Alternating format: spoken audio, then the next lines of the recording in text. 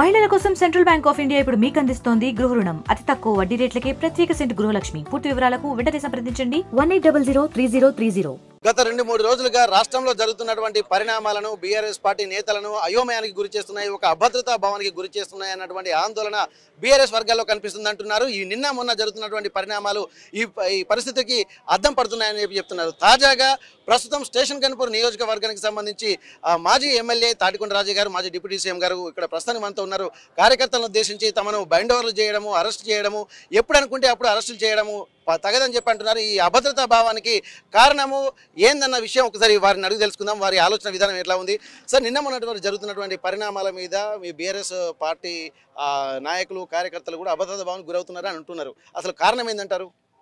అభద్రతా భావానికి గురవుతున్నది బీఆర్ఎస్ శ్రేణులు కాదు, రేవంత్ రెడ్డి అభద్రతా భావానికి గురవుతున్నాడు. కారణం ఏంటంటే ఇంటి పోరు మొదలైంది ఆయనకు, తర్వాత ప్రజల నుండి పోరు కూడా మొదలైంది. ఎందుకంటే ప్రజా పాలన అని చెప్పేసి ప్రజలను మోసం చేసి అధికారంలోకి రావడం జరిగింది. అదేవిధంగా ఇక్కడ ప్రధాన ప్రతిపక్షము ఎప్పటికప్పుడు ప్రతి అంశం మీద పూర్తి అవగాహనతోటి నిలదీయడం జరుగుతుంది. ఏం చేయాలో తోయక ఫ్రస్ట్రేషన్ తోటి ఈరోజు దాడులకు పాల్పడుతున్నాడు రేవంత్ రెడ్డి. లేకపోతే కౌశిక్ రెడ్డికేమో గృహ నిర్బంధము లేదా హౌస్ అరెస్ట్ చేస్తారు, అదే ఎరకపూడి గాంధీని మాత్రము యథేచ్ఛగా వదిలిపెట్టి ఎస్కాట్ ఇచ్చి 9 కిలోమీటర్ల దూరము వాళ్ళ అనుచరులతోటి దాదాపు ఒక 10-15 కార్లలో వచ్చి ఇంటి మీదకి వచ్చి దౌర్జన్యం చేయడానికి ఎస్కాట్ ఇచ్చి వచ్చిందంటే అర్థం ఏంటి? సో దీనికి తప్పకుండా ఇద్దరు కారణం, ఒకరు ముఖ్యమంత్రి రేవంత్ రెడ్డి, తర్వాత డీజీపీ కూడా, ఎందుకంటే పోలీసుల ద్వారానే చేసి కాబట్టి. అంతేకాకుండా రేవంత్ రెడ్డికి ఇంటి మీద దౌర్జన్యం చేసిండ్రు, వాళ్ళు ఎవరైతే పాల్గొన్నారో వాళ్ళ మీద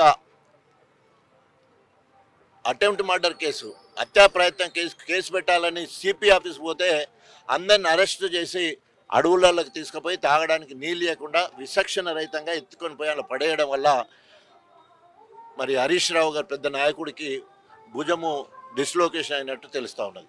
అంత దౌర్జన్యం చేయాల్సిన అవసరం ఏముంది అక్కడ? వాళ్ళు ఏమన్నా అక్కడేమన్నా దౌర్జన్య కార్యక్రమాలకు పాల్గొన్నారా? లేదా ఏమన్నా ఏం లేదు కదా. సో ఓన్లీ కేసు పెట్టడానికి పోతే కూడా మరి అరెస్ట్ చేసి తీసుకుపోవడం జరిగింది. తర్వాత నెక్స్ట్ డే ఈరోజు నిన్నటి దినం చూస్తే కింది స్థాయి కార్యకర్త నుండి మొదలు పెడితే రాష్ట్ర స్థాయి వరకు ఉన్న మాజీ మంత్రులందరినీ, ఎమ్మెల్యేలందరినీ కూడా గృహ నిర్బంధం చేశారు. అంటే ఒక నిరంకుశ పాలన, ఒక రాక్షస ఆనందం. మేము బీఆర్ఎస్ లను ఎక్కడికక్కడ నిలువరించడం అని చెప్పేసి ఒక రాక్షస ఆనందం కోసమే చేసినట్టు కొట్టొచ్చినట్టు కనిపిస్తుంది. తప్పకుండా దీనికి మూల్యం చెల్లించక తప్పదు. ఎందుకంటే ఇప్పటికే ఏదో ప్రయత్నం చేసిండ్రు హైడ్రా పేరుతోటి ప్రజల మూడును, అంటే రైతు వ్యతిరేక విధానాలు అవలంబిస్తున్న రైతులకు ఏం చేయలేదు కదా, రైతులు ఎక్కడికక్కడ తిరగబడుతున్నారు, రైతు ఆత్మహత్యలు జరుగుతున్నాయి, దాన్ని డైవర్ట్ చేయడం కోసమని హైడ్రా మొదలుపెట్టిండు. హైడ్రామా లెక్క మారిపోయింది. దాని నుంచి వెళ్ళి మళ్ళా మనసును మార్చడానికి లేదా మూడ్ డైవర్ట్ చేయడం కోసము మళ్ళీ బీఆర్ఎస్ శ్రేణుల మీద దాడులు, తర్వాత అదేవిధంగా గృహ నిర్బంధం చేసే కార్యక్రమం చూస్తున్నాం. తప్పకుండా ప్రజలందరూ కూడా గమనిస్తూ ఉన్నారు. ఇప్పటి వరకు రేవంత్ రెడ్డి 9 నెలలలో చేసింది గుండు సున్నా, ఏమీ పని చేయలేదు. రైతులకు వ్యతిరేకము, విద్యార్థులకు వ్యతిరేకము, తర్వాత వాతావరణం అక్కడ ఏది ఖమ్మంలో, తర్వాత మున్నేరు వాగు మనకి ఎక్కడైతే మహబూబాదు ఆ ప్రాంతం ఉందో, సో అక్కడ వరదలు విపరీతంగా వస్తే సరైన సమయంలో ఆదుకోక మాకు హెలికాప్టర్ దొరకలేదని సాకులు చెప్పేసి తప్పించుకునే ప్రయత్నం చేస్తూ ఉన్నారు. సో ఇట్లా ప్రతి దాంట్లో కూడా వైఫల్యం చెందుతున్న రేవంత్ రెడ్డి తప్పకుండా మూల్యం చెల్లించాల్సి వస్తుంది. ఓకే, ఇక్కడ పార్టీ అంతర్గత వ్యవహారాల విషయాలు అని చెప్పి ఇక్కడ అంటున్నారు. కాకపోతే అరికపూడి గాంధీని ప్రశ్నిస్తే ఆయన కూడా ఏమంటున్నారంటే, నేను ఏ పార్టీలో ఉన్నానో అసలు స్పీకర్ గారికి తెలుసు కదా అని చెప్పి మళ్ళీ కొత్త క్వశ్చన్ ఏందన్నటువంటి వాదన. అసలు మీ ఉద్దేశం చెప్పండి, అసలు అరికపూడి గాంధీ గారు మీ పార్టీలో ఉన్నారా లేకపోతే ఇంకా అధికార పార్టీలోకి వెళ్ళాడు అనుకోవచ్చా? అరికపూడి గాంధీ డ్యూయల్ రోల్, అవ్వ కావాలి బువ్వ కావాలన్నట్టున్నది ఆయన ముచ్చట. ఎందుకోసం అంటే అటు ఎమ్మెల్యే టెక్నికల్గా గెలిచింది బీఆర్ఎస్ పార్టీ పక్షాన. ఫిరాయింపుల చట్టం చెప్పేది ఏంటి అంటే, ఒకవేళ కనుక నువ్వు పార్టీ మారేది ఉంటే ప్రాథమిక సభ్యత్వానికి ఎమ్మెల్యే పదవికి రాజీనామా చేసి నీకు ఇష్టం ఉన్న పార్టీకి పోయి అక్కడ గెలవాలా.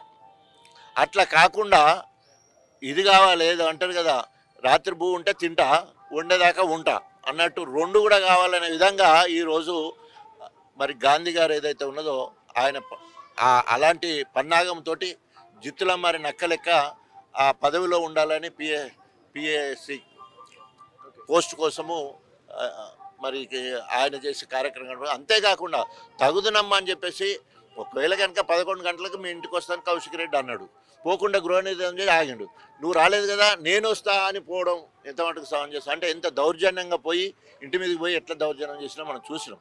సో కాబట్టి ఒకవేళ కనుక టెక్నికల్గా ఆలోచించినప్పుడు ఒకవేళ కనుక నువ్వు బీఆర్ఎస్ పార్టీ, కానీ గత పచ్చి అబద్ధం ఎందుకు, పక్కా 3 కాంగ్రెస్ కండువ వేసుకొని ఇది దేవుని దగ్గర వేసే కండువ అని చెప్పాల్సి అంత దౌర్భాగ్యం ఎందుకు? ధైర్యం ఉండేదంటే బాగా అభివృద్ధి చేసే పార్టీలకు పోయినావు కదా, కాంగ్రెస్ పైన గొప్పగా చెప్పుకోవాలి కదా. ఆ పదవి ఏమున్నా చెప్పు, మళ్ళీ ఏ పదవి ఇవ్వచ్చు, ఏ పదవి లేకుండా మంత్రి పదవి కూడా ఇవ్వచ్చు. నువ్వు ఎమ్మెల్యే లేకుండా కూడా రూలింగ్ గవర్నమెంట్లో ఉంటే మంత్రి పదవి ఇవ్వచ్చు, తర్వాత ఎమ్మెల్సీ చేసుకోవచ్చు 6 నెలల్లో. సో కాబట్టి అనేక రకాలుగా ఉన్నప్పటికీ కూడా మరి ఆ రకంగా అంటే ఓన్లీ డిక్టేటర్షిప్ కొట్టొచ్చినట్టు కనబడుతుంది. ఓకే, పార్టీ ఫిరాయింపుల విషయానికి వస్తే స్టేషన్ గణపూర్ నియోజకవర్గానికి సంబంధించి కూడా అదే పరిస్థితి తలెత్తింది అనుకోవచ్చు. ఎందుకంటే మొన్న నోటీసులు కూడా హైకోర్టు నుంచి నోటీసులు వచ్చినటువంటి సందర్భము, ఒకవేళ రెస్పాండ్ కాకపోతే 4 వారాల్లో మేమే సుమోటోగా తీసుకుని నిర్ణయం తీసుకుంటామని చెప్పన్నారు. ఇప్పుడు తను కూడా మరి సుప్రీంకోర్టుకు వెళ్ళేటువంటి ఆలోచన కూడా చేస్తున్నట్టు తెలుస్తుంది. దీనిపై మీ స్పందన ఏంటి? ఇక తినబోతూ రుచి ఎందుకు అనే పరిస్థితి సామెత ఒకటి ఉన్నది. కడియం శ్రీహరి నైతిక విలువల గురించి మాట్లాడతాడు. సో నైతిక విలువల గురించి మాట్లాడటైనా డివిజన్ కోర్టు కానీ లేదా సుప్రీంకోర్టు కానీ పోవడం ఎంతవరకు సమంజసం. అంటే నువ్వు పక్కా గెలిచింది బీఆర్ఎస్ పార్టీలో, బీఆర్ఎస్ బీఫామ్లో, బీఆర్ఎస్ పార్టీ ఫండ్తో గెలిచి తగుదనమ్మని చెప్పేసి మొత్తం నమ్మించి మోసం చేసి తిన్నింటి వాసాలు లెక్క పెట్టినట్టు పోయి ఆ పార్టీలో కాంగ్రెస్ పార్టీలో నువ్వు జాయిన్ అయినావు, నీ బిడ్డని జాయిన్ చేసినావు, ఇక్కడ పార్టీ ఫండ్ తీసుకున్నావు, బీఫామ్ కూడా మరి ఎంపీగా ఇచ్చినా కూడా వాటన్నిటి తీసుకొని పోయి దాంట్లో జాయిన్ అయిన సంగతి మనందరూ కూడా. మళ్ళీ ఇంకా ఏమిటి కోసం పోతున్నావు అన్నట్టు ఎట్లా పోతున్నావు నువ్వు? ఈ పార్టీలో కాదు ఇది మంచిది కాదని పోయినప్పుడు దీనికి రాజీనామా చేయాలి. ఇప్పుడు ఉదాహరణకి నేనున్నాను 2011లో, నేను అప్పటికి 15 సంవత్సరాలు నేను కాంగ్రెస్ పార్టీలో ఉండి 15 ఏళ్ళ కాంగ్రెస్ పార్టీ సీనియారిటీ ప్రాథమిక సభ్యత్వానికి రాజీనామా చేసి అక్కడ గెలిచిన ఎమ్మెల్యే పదవికి అధికారం కేంద్రంలో రాష్ట్రంలో అధికార పార్టీలో ఎమ్మెల్యేగా ఉండి ఎమ్మెల్యే పదవికి రాజీనామా చేసి ఉద్యమ పార్టీలో మెంబర్షిప్ తీసుకొని ఆనాడు టీఆర్ఎస్ పార్టీలో జాయిన్ అయ్యి అక్కడ గెలిచి తెలంగాణ వాదాన్ని ఆకాశానికి ఎత్తుకునే పరిస్థితి చేసిన. ఒకవేళ నువ్వు నమ్మిన సిద్ధాంతం కరెక్ట్, కాంగ్రెస్ పోతేనే అభివృద్ధి అవుతుంది అన్నప్పుడు బేషరతుగా ఇక్కడ రాజీనామా చేయాలి, ప్రాథమిక సభ్యత్వం వదిలేసేయాలి. అక్కడ పోయి ఇగో నేను అభివృద్ధికి పోతున్నా, నేను పోయినా కాబట్టి స్పెషల్ ప్యాకేజ్ ఇది పట్టుకొచ్చిన, స్పెషల్ డెవలప్మెంట్ నుంచి ఇది పట్టుకొచ్చిన, సిడిఎఫ్ నుంచి గింత తెచ్చిన, కొత్త ఇండస్ట్రీ ఒక ఫ్యాక్టరీని మంజూరు చేయించుకొచ్చిన, ఏదన్నా ఒక ప్రాజెక్ట్ తీసుకొచ్చారంటే ఆ నిజమైన పోయినందుకు అని చెప్పేసి ప్రజల నిమ్మకం ఉండటానికి అవకాశం ఉంటుంది. అదే ముందన్నట్టు అవ్వ కావాలి బువ్వ కావాలన్నట్టు ఇలా గెలిచిన ఇది ఉండాలి, తర్వాత ఆ పార్టీలో ఉన్న అధికారం కావాలి, ఏదో మంత్రి పదవి ఆశపడిపోయిండు, అది దక్కలేదు, ఇప్పుడు ఫ్రస్ట్రేషన్లో ఉన్నాడు, ఆయన ఏం మాట్లాడుతున్నో తెలియని పరిస్థితి. ఓకే, ఇప్పుడు ఈ వ్యవస్థ చూస్తుంటే మాకు కూడా అనిపిస్తుంది రాజయ్య గారు ముందస్తు స్థానిక సంస్థల ఎన్నికల ప్రచారానికి కూడా సిద్ధమవుతున్నారా, అందుకే వాళ్ళ ఉత్సాహం నింపడానికి అన్న ఆలోచనలు కూడా మాకు వస్తున్నాయి, మీరేమంటారు? మాకు ఎలక్షన్లు కొత్త కాదు. సో పోయినసారి 93% ప్రజాప్రతినిధులన్నీ కూడా బీఆర్ఎస్ పార్టీలో ఒక్కడిగా, ఆనాడు కడియం శ్రీహరి ఎమ్మెల్సీగా ఉన్నా కూడా ఆయన ఎక్కడ తిరగలేదు, ఆయన చేయలేదు. నేను ఒక్కడిగా అన్ని 7 మండలాలకు సంబంధించిన జెడ్పీటీసీలను గెలిపించుకున్నాం. 7 మండలాలకు సంబంధించిన ఎంపీపీలు ఒక్కటే మోసం చేసి పోయింది, కానీ 6 ఎంపీపీలు ఇంకా అన్ని రకాలుగా సర్పంచులు ఎంపీటీసీలు అన్నీ కూడా గొప్పగా గెలవడం జరిగింది. తప్పకుండా స్థానిక ఎన్నికలు ఎప్పుడు వచ్చినా కూడా తప్పకుండా మళ్ళీ అదే లెవెల్లో మళ్ళీ గెలుస్తాం. తర్వాత అన్నిటికంటే ఎక్కువ మేము ప్రజలలో ఉంటాం, ఎప్పటికీ ప్రజా సమస్యల మీద కష్టాలలో సుఖాల్లో పాల్పంచుకుంటూ ప్రజలను కంటికి రెప్పలా కాపాడుకుంటూ గణపూర్ నియోజకవర్గమే నా దేవాలయం, ప్రజలే నా దేవుళ్ళు. ఎందుకంటే ఇక్కడ పుట్టి ఇక్కడ పెరిగిన వాటి స్థానికుడికి ఉండే గొప్పతనం, అది అవకాశం అట్లాంటిది. సో గెలిస్తే ఉండు, ఓడిపోతే పోవడం అనేది ఏం లేదు, ఎప్పుడు ఇక్కడే ఉండేవాడిని. రేపు చనిపోతే కూడా ఇదే గణపురం గడ్డ హెడ్ క్వార్టర్ అయిన ప్లేస్, ఇక చనిపోయినా కూడా ఇక్కడే నన్ను బోధ పెడతారు. సో అట్లాగే ప్రజలు కూడా అట్లే సేవ చేసుకుంటూ ఉంటారు. అయితే ఇప్పటి వరకు రాష్ట్రంలో కొంత ఇబ్బందికర పరిస్థితులు ఉన్నాయి, కానీ అభద్రతా భావానికి గురవుతుంది తాము కాదు అని చెప్పి అంటున్నారు. ఒక నిరంకుశ పాలనతో అనేక మంది ఇబ్బందులు పడుతున్నారు. అలాగే పోలీస్ బాస్ కూడా ప్రత్యేక అధికారులు కట్టబెట్టడాన్ని కూడా ఇక్కడ చాలా తీవ్రంగా విమర్శిస్తున్నారు. ఎందుకంటే ప్రజలను సంక్షేమ వ్యవస్థపై దృష్టి పెట్టాలి తప్ప ఒక అణచివేతకు గురి కావద్దని చెప్పి అంటున్నారు.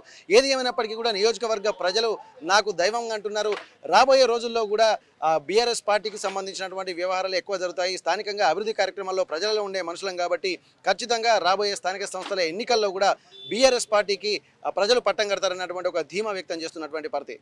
స్టేషన్ గణపూర్ నుండి కెమెరా పర్సన్ రాజుతో వెంకటరత్నం, RTV వరంగల్. మరిన్ని వీడియోస్ కోసం ఛానల్ ని సబ్స్క్రైబ్ చేయండి. లేటెస్ట్ అప్డేట్స్ కోసం వాట్సాప్ ఛానల్ ని ఫాలో చేయండి.